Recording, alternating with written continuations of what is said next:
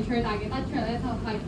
我覺得我哋成個角色，即係我拿捏到啦，就係、作為一個發展師，佢點樣去幫助或者促進啲受助者去諗咯。即係頭先 Lily 都有再提questioning skills 真係好緊要，而我哋又可以喺呢幾堂入面慢慢去試啊，去磨練，直到去我哋可能